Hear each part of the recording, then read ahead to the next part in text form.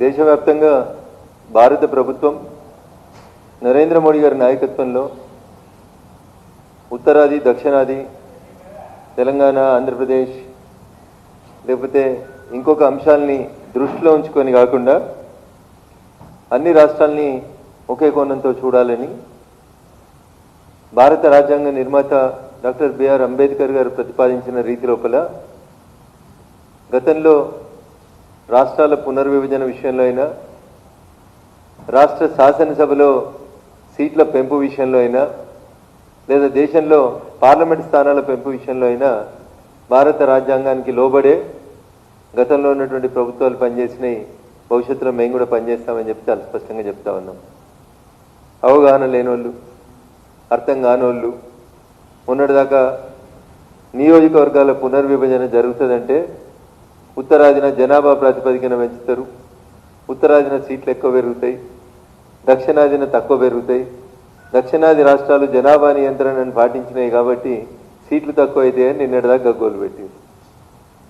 భారత ప్రభుత్వం నరేంద్ర మోడీ గారి నాయకత్వంలో ఉత్తరాది దక్షిణాది అనే వివక్ష లేకుండా అన్ని రాష్ట్రాలని సమదృష్టితో చూస్తూ 2011 జనాభా లెక్కలను బేసిస్గా చేసుకొని పెంపు అనేది ఉత్తరాదికి దక్షిణాదికి మధ్యన ఏం తేడా లేకుండా గతంలో 543 పార్లమెంటు స్థానాలను ఏర్పాటు చేసినప్పుడు అప్పుడు ఉన్నటువంటి కాంగ్రెస్ పాలకులు, అప్పుడు దేశాన్ని పరిపాలిస్తున్నటువంటి ప్రధానమంత్రి గారు ఏ బేసిస్ మీద అయితే పార్లమెంటు స్థానాలని అప్పుడు 543 స్థానాలకు పెంచినారో అదే రీతిలో ఇప్పుడు ఉన్నటువంటి భారత ప్రభుత్వం నరేంద్ర మోడీ గారి నాయకత్వంలో డీలిమిటేషన్ చేస్తామని చెప్పడం జరిగింది. మీరు జనాభా బేసిస్లో చేస్తారు, వాళ్ళే కలగంటారు, వాళ్ళే ఊహించుకుంటారు. ఎవరు చెప్పకంటే ముందు వాళ్ళే చెప్పారు. మొన్నటిదాకా నడిపారు చర్చ. ఏమని? జనాభా ప్రాతిపదికన చేస్తే బీహార్లో ఎక్కువ పెరుగుతాయి, ఉత్తరప్రదేశ్లో ఎక్కువ పెరుగుతాయి, ఉత్తర భారతంలో ఎక్కువ పెరుగుతాయి, దక్షిణ భారతంలో తక్కువ అవుతాయి అని మొన్నటిదాకా ప్రజల్ని మభ్యపెట్టేటువంటి కార్యక్రమం చేశారు. ఇప్పుడు భారత ప్రభుత్వం ఒక నిర్ణయాన్ని అధికారికంగా చెప్పింది. Yes, we're going to do the delimitation. ఏ రాష్ట్రంలో ఎన్ని సీట్లు ఉన్నాయో జనాభాతో సంబంధం లేకుండా ఒక రాష్ట్రంలో ఉన్నటువంటి సీట్లలో సగం సీట్లని కొత్తగా యాడ్ చేస్తూ రాష్ట్రాలలో పార్లమెంటు స్థానాలను పెంచుతామని చెప్పి భారత ప్రభుత్వం ఒక ప్రతిపాదనని దేశ ప్రజల ముందు ఉంచింది. ఇక లెక్కలు రాని వాళ్ళంతా పోయి టీవీలలో కూర్చొని ముచ్చట్లు చెప్తున్నారు. ఆఖరికి నిన్న మన రాష్ట్ర ముఖ్యమంత్రి రేవంత్ రెడ్డి గారు కూడా పోయి ఢిల్లీలో టీవీ ఛానల్లో కూర్చొని ముచ్చట చెప్పాడు. ఉత్తరప్రదేశ్లో 80 ఉన్నాయి, 160 అవుతాయట. 80 ఉంటే సగం పెంచుతామంటే 80కి 40 కలిపితే 120 అవుతాయి, కానీ 160 అయితే ఎట్లయితే నాకు లెక్క అర్థం కాలేదు. మరి తమిళనాడుకి ఎన్ని వస్తాయో చెప్పుర్రు అంటాడు. తమిళనాడులో 40 కాదు 42 ఉన్నాయన్నా. ఇదే లెక్క ప్రకారం ఉత్తరప్రదేశ్లో జరిగిన లెక్క తీసుకుంటే 42కి 21 జమ చేస్తే 63 సీట్లు పెరుగుతాయి. లేదు, ఉమ్మడి ఆంధ్రప్రదేశ్లో తీసుకుందాం, ఆంధ్రప్రదేశ్ తెలంగాణ రాష్ట్రాలను తీసుకుంటే 42 మంది ఎంపీలు ఉన్నారు ఇంతకుముందు, ఇప్పుడు 21 పెరుగుతాయి. 42 + 21 63 పెరుగుతాయి. ఉత్తరప్రదేశ్లో ఎట్లా పెరిగినాయో మధ్యప్రదేశ్లో గట్లే పెరుగుతాయి, మధ్యప్రదేశ్లో ఎట్లా పెరిగినాయో రాజస్థాన్లో గట్లే పెరుగుతాయి, రాజస్థాన్లో ఎట్లా పెరిగినాయో తెలంగాణలో గట్లే పెరుగుతాయి, తెలంగాణలో ఎట్లా పెరుగుతాయో కర్ణాటకలో కూడా గట్లే పెరుగుతాయి. ఏ రాష్ట్రంలో ఎన్ని ఎంపీ స్థానాలు ఉంటే వాటిలో 50% ఆఫ్ ద ఎంపీ స్థానాలని పెంచుతాము అని చెప్పి భారత ప్రభుత్వం చెప్పింది. దీనికి ఉత్తరాది పంచాయతీ దక్షిణాది పంచాయతీ ఏంటన్నా? 4 రాష్ట్రాలు కలిస్తేనే దేశంలో ప్రధానమంత్రి అవుతాడు. మరి ఇప్పుడు 543 సీట్లు ఉంటే అవుతలేరా? 543 సీట్లు చేసింది ఎవరు? రేవంత్ రెడ్డి. ఎవరు చేసారు? బహుశా నిన్న పుట్టినా పుట్టలేదు, ఇంకా అంబాడుతుంటాడు బహుశా. అప్పుడు చేసింది ఎవరు? 543 సీట్లు కాంగ్రెస్ పార్టీ చేసింది కదా. మరి ఆ రోజు కాంగ్రెస్ పార్టీ ఉత్తరప్రదేశ్లో 80 సీట్లు చేసి ఆంధ్రప్రదేశ్లో 42 సీట్లే చేసింది కదా. ఆ రోజు ఏమన్నారు మరి? ఆ రోజు ఉత్తరాదికో న్యాయం దక్షిణాదికో న్యాయం అని చెప్పిరా? పనికి మాలిన వాళ్ళు, యుద్ధం గెలవడం చేత కాని వాళ్ళు ఊకే చిన్నప్పుడు చెప్తారు. లెక్కలు ఎందుకు వస్తలేరు అంటే, సార్ నిన్న రాత్రి ఇంట్లో కరెంట్ లేకుండా అని చెప్పిండంటే ఒకడు. బొంగ నేర్చిన తప్ప ఇంకొకటి కాదు. వీళ్ళు ఎలక్షన్ కొట్లాడి గెలుగురు అంటే బొంకుడు మాట్లాడితే ఉత్తరాది దక్షిణాది. ఇవాళ 1971లో కాన్స్టిట్యున్సీస్ రీఆర్గనైజ్ అయినప్పుడు అప్పుడు ఉన్నటువంటి కాంగ్రెస్ పార్టీ ఏం రీఆర్గనైజ్ చేసింది, ఏ బేసిస్ మీద ఆ రోజు సీట్లు పెంచిండ్రు? ఆ రోజు ఉత్తరాది రాష్ట్రాలకి సీట్లు పెరిగిన రోజు పెంచింది కాంగ్రెస్ కాదని ఒకసారి రేవంత్ రెడ్డి చెప్పాలి. ఆ రోజు పెంచితే ఎవరికి ఇబ్బంది కాలేదు, ఎవరికి నొప్పి కాలేదు. ఈయన ఈక్వల్గా అన్ని రాష్ట్రాలకి 50% పెంచుతామని చెప్తే మోడీ గారు ఉత్తరాదిలో ఉండే 4 రాష్ట్రాలతోటే ప్రధానమంత్రి అవుతున్నాడు. దక్షిణాదితో ఆయనకు అవసరం లేదు. ఏం చేసింది కాంగ్రెస్? ఏం చేసింది దక్షిణాది? లేనిపోయినక వస్తారు కదా. వెంకయ్యనాయుడు గారు పోతే రాధాకృష్ణన్ గారు వచ్చారు కదా. ఒక దక్షిణాది రాష్ట్రం నుంచి ఉపరాష్ట్రపతి పోతే ఇంకో దక్షిణాది రాష్ట్రం నుంచి ఉపరాష్ట్రపతి వచ్చిండు కదా. ఇంత దిగజారు ఎట్లా మాట్లాడతారు? మీలాగా మేము మాట్లాడాలంటే దేశంకి వెళ్ళి కాక కాంగ్రెస్కి వెళ్ళి ఒక ఆయన దక్షిణాదికి వెళ్ళి ప్రధానమంత్రి అయిండు. పాపం పెద్దలు పూజలు చనిపోతే డెడ్ బాడీని కూడా ఏఐసీసీ ఆఫీస్కి తీసుకుపోలేదు మీరు. యాడున్నాయి ఆ రోజు రేవంత్ అన్న? ఆ రోజు కనవాలే మరి ఉత్తరాదిలకు 10 ఎకరాలు 20 ఎకరాలలో సమాధులు కడితే దక్షిణాదికి యొక్క ప్రధానమంత్రికి ఢిల్లీలో ఒక ఘాటు కట్టడానికి చేత కాలేదు మీకు, పీవీ ఘాట్. ఆఖరికి హైదరాబాద్కి వారి పార్థివ దేవాన్ని పంపిస్తే అది పూర్తిగా కాలేదా కూడా కాంగ్రెస్ వాళ్ళు నిలబడలేదు. ఇక మీరు ఉత్తరాది దక్షిణాది రాజకీయాల గురించి మీరు మాట్లాడతారు. నాకు డౌట్ వస్తుంది రేవంత్ రెడ్డి గారు, ఓ లెక్కల టీచర్ని పెట్టుకో. నీకు లేకపోతే మా సిద్దిపేటలో దోనిస్తాం. మొన్ననే వచ్చినా కదా సిద్దిపేటకి. రామయ్య సార్ అన్న సార్ మాకు లెక్కలు చెప్తుండే సిద్దిపేట డిగ్రీ కాలేజీలో. తర్వాత పెద్దలు వారి శాసన మండలి సభ్యులు కూడా గిన్నే ఉంటారు. ఐఐటి సీట్లు కావాలంటే రామయ్య సార్ దగ్గరికి పోయి చదువుకోవాలని చెప్తారు. రాష్ట్ర ముఖ్యమంత్రి గారికి లెక్కలు సరిగా తెలియకపోతే లెక్కల టీచర్ కూడా మా సిద్దిపేట ఆయన ఉన్నాడు, పంపిస్తాం. లెక్కల టీచర్ని పెట్టుకొని సరిగా చదువుకోనరా. ఏం తేడా వచ్చిందో చెప్పు, నేను వస్తే చర్చించడానికి. ఎవరు చర్చిస్తావు చెప్పు. ఉత్తరప్రదేశ్లో 80 ఉన్నాయి ఎంపీలు, సగం పెరుగుతాయి. 80 + 40 120 అవుతాయి. ఆంధ్రప్రదేశ్ ఉమ్మడి ఆంధ్రప్రదేశ్లో 42 ఉన్నాయి, 21 పెరుగుతాయి, 63 అవుతాయి. ఇక ఉత్తరాదికి దక్షిణాదికి తేడా ఎట్లా వస్తుంది చెప్పు. మైక్ ఇస్తే ఏది పడితే అది మాట్లాడు. ఇక దేశంలో లింగులు ఇట్టుకొని 3 తోకలు మిగిలిన కాంగ్రెస్ కానీ నేను ఒక ఆయన ఒకటి మిగిలిండు. ఈయన ఇక ముచ్చట ఎప్పుడు మొదలు పెడుతుండే దేశం అంతా తినాలట. పాపం రాహుల్ గాంధీ వస్తలేరని దక్షిణాదికి ఈయననే కాబోయే ప్రధానమంత్రి అట దక్షిణాదికి వెళ్ళి. ఇది వాట్సాప్ యూనివర్సిటీలు సోషల్ మీడియాలో చర్చలు.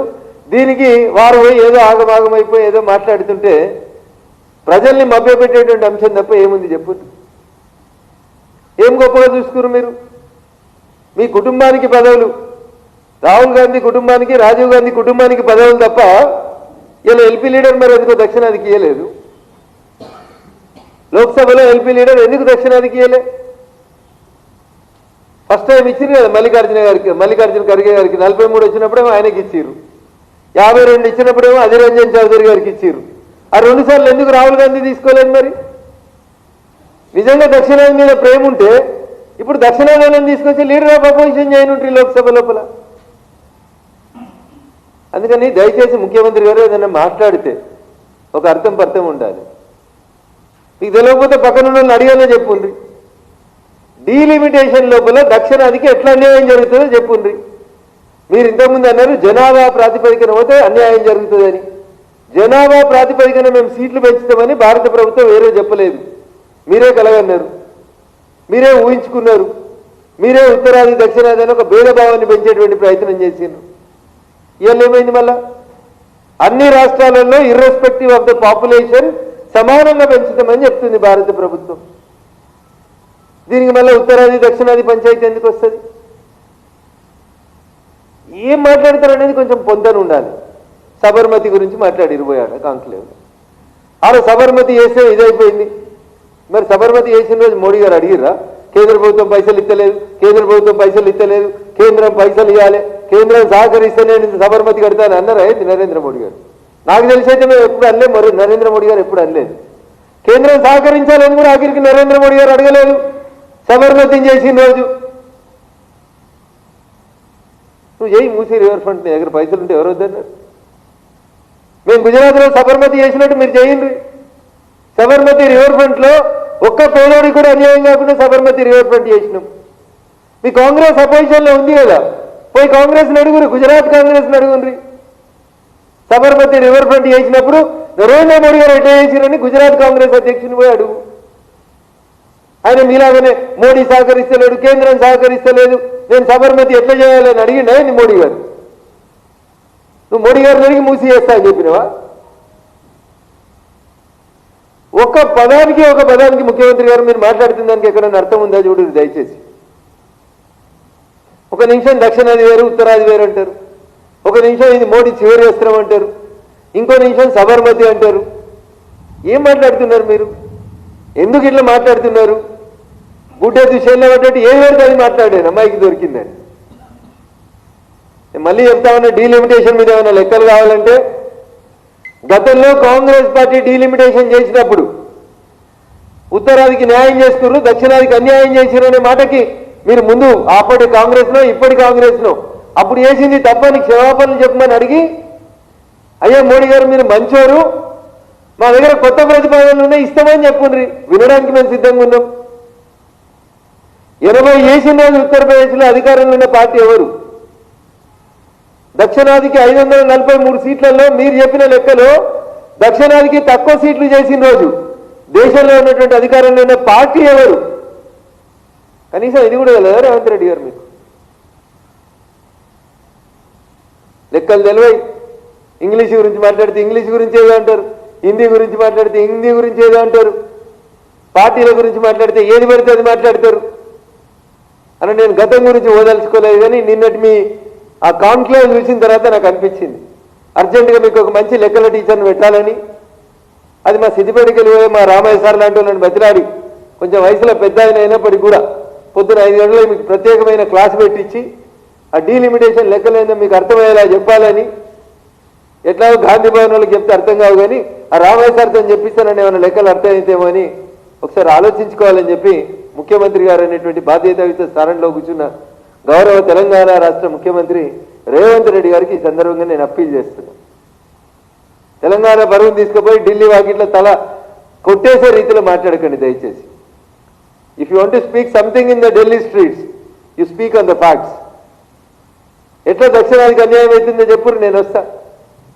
అన్ని రాష్ట్రాలలో 50% పెంచడం అనే లాజిక్ నాకు అర్థమైతే లేదో అన్నావు. నీకు అర్థం ఎందుకు అవుతుందన్నా? ప్రజలు మాకు ఓట్లు ఇచ్చిర్రు, మేము పార్లమెంట్లో చట్టం తీసుకొస్తాం, ఆ చట్టం ప్రకారం డీలిమిటేషన్ చేస్తాం. వెనకడికి చేసిన వాళ్ళు కూడా గట్లే చేసిర్రు. ఎప్పుడు డీలిమిటేషన్ అయినా పార్లమెంట్లో యాక్ట్ తీసుకొస్తారు, పెడతారు, అన్ని పార్టీలతో చర్చ పెడతారు, ఆ తర్వాతనే సీట్లు పెంచుతారు. మీకు అర్థమయ్యేది ఏంటన్నా? మీ ఎంపీలకు అర్థమవుతుంది, మీ ఎల్ఓపీకి అర్థమైతే సంతోషపడి ఉండ్రి. మీకు అర్థం కావాలనుకుంటే మీరు కూడా రండి, గ్యాలరీలో కూర్చోవచ్చు, ముఖ్యమంత్రి వెనక సీట్లో కూర్చోవచ్చు, వచ్చి బాక్స్లో కూర్చొని వినుండ్రి. పార్లమెంట్లో చర్చ జరిగే రోజు ఎట్లా చేస్తామో చెప్తాం ఆ రోజు. మీరు చేసే మంచి పనుల గురించి చెప్పకుండా అసెంబ్లీ పెట్టి 12 ఏళ్ళకోలే మోడీ ఏం చేసిర్రు చెప్పు. మీ ఎల్ఓపీకి ఢిల్లీలో మాట్లాడతారు పార్లమెంట్లో. నువ్వేం చేస్తావో చెప్పు అంటుర్రు. నువ్వు అధికారంలోకి వచ్చిన 2.5 ఏళ్ళకోలే ఏం చేసినావో తెలంగాణకు చెప్పు అంటుర్రు. నీ 6 గ్యారంటీలు ఏమైనాయో చెప్పు అని అడుగుతుర్రు. మీరు ఇస్తాన్న నిరుద్యోగులు ఉద్యోగాలు ఏమైనాయో లెక్క చెప్పురు అంటుర్రు. ఈయన కూట్ల రాయి తీయమంటే శాత కాదు, కానీ వాడు ఢిల్లీకి పోయేట మోడీ 12 ఏళ్ళకోలు ఏం చేసి 2 వస్తాయి కాంగ్రెస్ వాళ్ళకి. ఐఎమ్ సారీ టు సే కాంగ్రెస్కి 2 వస్తాయి. కాంగ్రెస్ లీడర్లు అందరికీ 2 ఉంటాయి. 15 లక్షలు వేసిర్రు బ్యాంకులలో, ఏట్టమని మేము చెప్పలేదు రా భయం చెప్తున్నాం. ఏ రోజు కూడా మోడీ గారు నేను 15 లక్షలు తెచ్చి మీ ఖాతాలు ఇస్తా అని చెప్పలే. ఇదొకటి అడిగి వస్తుంది. 2 కోట్ల ఉద్యోగాలు ఇస్తామన్నారు, ఇచ్చి రాని అడుగుతారు. ఈ 2 అబద్ధాలని నిజమని ప్రధానం చేసేటువంటి ఒక ప్రయత్నం తప్ప 2.5 ఏళ్ళైంది మరి మనం గెలిచి ఏం చేసినాం, ఏ నియోజకవర్గానికి ఏం చేసినాం, ఇవి మాట్లాడుంది. ప్రజలకు ఏం చేసి మీరు మళ్ళీ అధికారంలోకి రావాలనుకుంటారో ఇంకా చెప్పుర్రి. పొద్దుల జీవన్ రెడ్డి గారు చెప్పారు నీ గురించి. జీవన్ రెడ్డి గారు మాకంటే గట్టిగా చెప్పారు నీ గురించి. కాంగ్రెస్ పార్టీకి మీరు చేస్తున్న సేవల గురించి బాగా చెప్పారు. అందుకని దయచేసి పొద్దున్న లేసేదో మోడీ గారిని తిట్టంగానే పెద్ద నాయకుడిని అయిపోతా అని, ఇక కాంగ్రెస్లో ఎవరు లీడర్ లేరు ప్రధానమంత్రి కుర్చీకి, ఈయన ప్రధానమంత్రి కుర్చీకి పోటీ పడదామని ఏదేదో సోషల్ మీడియాలో రాయించుకుంటే బాగుంటుంది ముఖ్యమంత్రి గారు. కానీ ఇవేవి కూడా ఆచరణకు సాధ్యం కావు. అమల్లో మీరు చెప్పలేనటువంటి అంశాలు. మీరు మాట్లాడిన ఏ ఒక్క మాట కూడా తెలంగాణ సమాజం స్వాగతించదు, హర్షించదు. తెలంగాణ ప్రజల ఆత్మగౌరవాన్ని, తెలంగాణ ప్రజల తెలివితేటల్ని ఢిల్లీలో తక్కువ చేసి చూపెట్టొద్దని నేను ఈ రాష్ట్ర ముఖ్యమంత్రికి సవినయంగా అప్పీల్ చేస్తా ఉన్నాను. Thank you.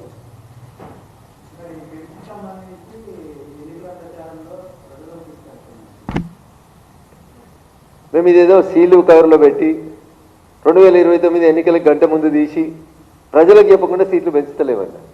బాజాప్తా దేశ సర్వోన్నత స్థానం పార్లమెంట్లో చర్చకు పెట్టి, ముందు బీఏసీలో చర్చ పెట్టి, బిల్లును పార్లమెంట్లోకి తెస్తామని చెప్పి, అన్ని పార్టీలకు ప్రతులు ఇచ్చి, మీ నాయకుడు లీడర్ ఆఫ్ అపోజిషన్ గౌరవనీయులు రాహుల్ గాంధీ గారికి కూడా కాపీ ఇచ్చి చర్చ పెట్టి దేశమంతా చూసినప్పుడు మాత్రమే ఈ సీట్ల పెంపుదలను మేము చేద్దాం అనుకుంటున్నాం. మీ బతికెప్పుడు ఎలక్షన్ల కోసమే, మా బతికెప్పుడు ప్రజల కోసం, దేశం కోసం. నేషన్ ఫస్ట్ అని మేము కొట్లాడతాం, సీట్లు 4 ఎట్లా గెలవాలి, ఎట్లా అధికారంలోకి రావాలని మీరు కొట్లాడతారు. So this is the difference between Congress and BJP. మేము చెప్తలేమన్నా ఇప్పుడు సీట్లు పెంచుతామని. ఇంకా 3 ఏళ్ళ 2 నెలల ముందు చెప్తున్నాం, 38 నెలల ముందు చెప్పి ఒక ప్రాసెస్ స్టార్ట్ చేస్తున్నామని చెప్పినాం. దానికి డీలిమిటేషన్కి ఒక కమిటీ వేస్తారు. ఆ కమిటీలో అన్ని పార్టీల మెంబర్లకు సభ్యత్వం ఉంటుంది. రాష్ట్రాలకు వస్తే రాష్ట్ర ప్రభుత్వాలతో కూడా చర్చ జరుపుతుంది ఆ కమిటీ. ఇక మీరు ఇంత అమాయకంగా దీన్ని ఎన్నికల ఎజెండా చేస్తామంటే చెయ్యిర్రి. వద్దనే దగ్గర ఏమైనా వద్దట వాళ్ళ ఎన్నికలలో you have every right to criticise us, you criticise. Revanth Reddy garu మద్దతు ఇస్తారా అయ్యారు అనేది ఇప్పుడే మేమేం చెప్పలేము దాని గురించి. నరేంద్ర మోడీ గారు మొన్న పార్లమెంట్లో మాట్లాడితే చాలా స్పష్టంగా చెప్పింది. గ్యాస్ కొరుతుందని చెప్పలేదు, పెట్రోల్ కొరుతుందని చెప్పలేదు. 2 రోజుల ముందు మోడీ గారు మాట్లాడుకుంటే 2 రోజుల ముందు దేశ పెట్రోలియం శాఖ మంత్రి హర్దీప్ సింగ్ పూరి గారు మాట్లాడినారు. కృత్రిమంగా ఎవరైనా షార్టేజ్ క్రియేట్ చేసేటువంటి ప్రయత్నం చేస్తే వాళ్ళ మీద తగు చర్యలు తీసుకుంటామో అని చెప్పింది. యుద్ధం స్టార్ట్ అయిన తొలి నెలల్లో మీరే రాసిరు సుమారు 6 నెలలకు సరిపోయే నిల్వలు ఈ దేశంలో ఉన్నాయని రాసిరు. ఇప్పుడు మీరే మళ్ళీ నో స్టాక్ బోర్డు పెడుతున్నారని ప్రజల్ని పానిక్ చేస్తున్నారని నేను అనుకుంటున్నాను తప్ప ఎక్కడ స్టాక్ లేకుండా ఏ పట్టణం కూడా లేదు, ఎక్కడ కూడా ఏమి ఇబ్బంది లేదు. ప్రజలకి సరిపోయేంత గ్యాసు, పెట్రోల్, డీజిల్ అన్నీ అందుబాటులో ఉన్నాయి. మీడియాలో, సోషల్ మీడియాలో వస్తున్నటువంటి కొన్ని వార్తల్ని చూసి అక్కడ నో స్టాక్ బోర్డు, ఇక్కడ నో స్టాక్ బోర్డు పెట్టినప్పుడు ప్రజలు పానిక్ అవుతున్నట్టు కనబడుతున్నారు. కాబట్టి దయించి ప్రజల్ని పానిక్ వైపు డ్రైవ్ చేయొద్దని నేను సవినయంగా మీడియా మిత్రులకు అప్పీల్ చేస్తున్నాను.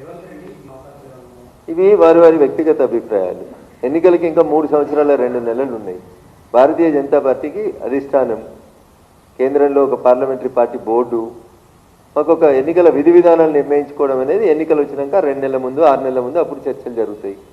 3 సంవత్సరాల 2 నెలలు ఉన్నాయి. ఇంకా ఎవరో ఎమ్మెల్యేలు వారి వ్యక్తిగత అభిప్రాయాల గురించి మాట్లాడిన దాన్ని దయచేసి టీఆర్ఎస్, బీఆర్ఎస్, బీజేపీ పొత్తు అనేటువంటి దిశగా నడపొద్దని మీడియా మిత్రులకు అప్పీల్. కాశ్మీర్ నుంచి కన్యాకుమారి వరకు ప్రతి రాష్ట్రంలో ప్రతి బూత్ని మేము సొంతంగానే గెలవాలనుకుంటున్నాం. తెలంగాణలో కూడా సొంతంగానే గెలవాలనుకుంటున్నాం.